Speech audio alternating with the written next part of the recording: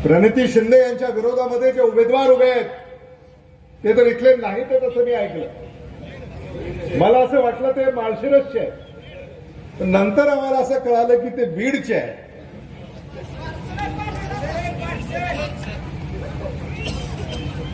आणि म्हणून हे बीडचं पार्सल चुकून सोलापूरला आलेलं आहे. त्यामुळं हे बीडचं पार्सल जे चुकून सोलापूरला आलेलं आहे त्याला परत बीडला पाठवून द्या. ते आव्हान मी आपल्याला आज या निमित्तानं करू इच्छितो. काँग्रेस पक्षाच्या पाठीशी तुम्हाला खंबीरपणे उभं राहायचं आणि काँग्रेसचं एक गॅरंटी कार्ड प्रणिती शिंदे यांनी आपल्या हातामध्ये दिलेलं आहे. राहुल गांधी यांनी हे काँग्रेसचं गॅरंटी कार्ड आपल्यासाठी पाठवलंय. आणि हे काँग्रेसचं गॅरंटी कार्ड हे काही आश्वासन नाही, हे वचन आहे. कर्नाटकामध्ये, तेलंगणामध्ये या वचनाची पूर्तता झालेली आहे. भारतामध्ये जेव्हा इंडिया आघाडीचं सरकार 4 जूनला निवडून येईल तेव्हा सोलापूरमधून हे गॅरंटी कार्ड घेऊन आपल्या लाडक्या खासदार प्रणिती शिंदे या दिल्लीला गेल्या पाहिजेत, तर याची अंमलबजावणी सुरू झाली पाहिजे. मी प्रणिती शिंदेचं भाषण ऐकलं. त्यांच्यामध्ये मला एक तळमळ दिसते, एक पोटतिडीक दिसते.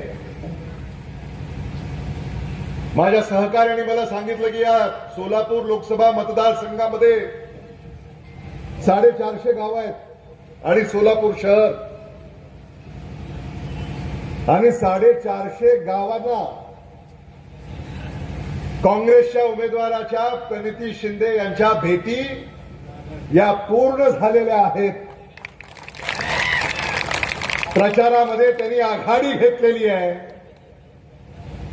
आणि आता आम्ही लातूरमध्ये जेव्हा राजकीय चर्चा आमच्या लातूरला होते तेव्हा आमच्या कानावर जे येतं ते मी तुम्हाला सांगतो. आता ते खरं आहे का खोटं आहे तुम्ही मला सांगा. की सोलापूरमध्ये प्रणिती शिंदे 2.5 लाखाच्या फरकानं निवडून येणार.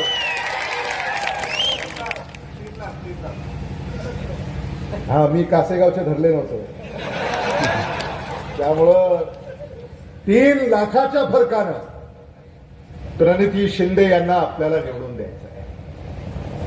मी सतेज पाटलाला सांगत होतो की प्रणिती शिंदे आणि आम्ही एकदाच विधानसभेमध्ये गेलो. मला आठवत आहे आदरणीय विलासराव देशमुख साहेब आणि आदरणीय सुशील कुमार शिंदे साहेब दिल्लीमध्ये होते आणि आमचं तिकीट काही जाहीर होत नव्हतं, म्हणजे माझं आणि प्रणिती यांचं. अगदी शेवटच्या घटकेला चर्चा सुरू होती, आपल्याला आठवत असेल. तर ते एकमेकांना फोन करायचे दिल्लीमध्ये, म्हणजे विलासराव देशमुख साहेब सुशील कुमार शिंदे साहेबांना फोन करायचे, काय झालं, अजून झालं का नाही. आणि सुशील कुमार शिंदे साहेब विलासराव देशमुखांना फोन करायचे, काय झालं, अजून लातूरचं झालं का नाही. कारण ते दोघंही दिल्लीला गेले होते. आणि त्याच्यानंतर सोलापूरमधून विधानसभेला कोणाला तिकीट मिळेल, लातूरमधून विधानसभेला कोणाला तिकीट मिळेल. मग पक्षाने माहिती घेतली, चर्चा केली, सर्वेक्षण केली. आणि तेव्हा त्या सर्वेक्षणामध्ये लातूरमधून मी निवडून येईन अशी खात्री पक्षाला पटल्यानंतर आणि सोलापूरमधून भगीरथ भालके ह्या सगळ्या याच्यामधून प्रक्रियेतून जावं लागतं आपल्याला. म्हणजे मलाही जावं लागलं, सतेज पाटलांनाही जावं लागलं, प्रणिती शिंदेलाही जावं लागलं. तेव्हा खात्री पटल्यानंतर मग पहाटे 2ला झी 24 तासवर बातमी आली, सोलापूरमधून प्रणिती शिंदे, लातूरमधून अमित देशमुख यांना तिकीट जाहीर झालं. आणि मग आम्ही आमच्या राजकीय प्रवासाला सुरुवात केली. आणि मी सतेज पाटलांना सांगत होतो की आता प्रणिती शिंदे आपल्या अगोदर दिल्लीला पोहोचताय, आपण अजून इथेच आहोत, लातूर आणि कोल्हापूर.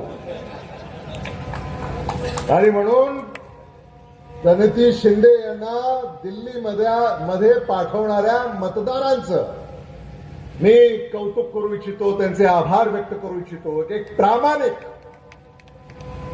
कर्तबगार, निष्ठावंत, निर्भीड अशा उमेदवार प्रणिती शिंदे यांच्या माध्यमातून आपल्याला लाभलेले आहेत. किती महिला उभ्या राहतात राजकारणामध्ये?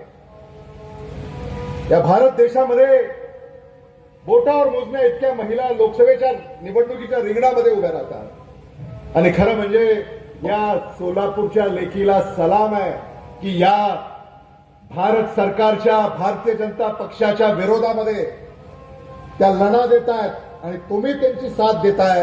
याबद्दल तुम्हालाही सलाम या निमित्ताने मी करू इच्छितो. हे मला विनम्रपणे आपल्या पुढे मांडावंसं वाटतं. खूप बोलण्यासारखं आहे, पण मी आपला अधिक वेळ घेणार नाही. 8:30 वाजलेले आहेत. आणखी एक सभा सोलापूर शहरामध्ये ऐलान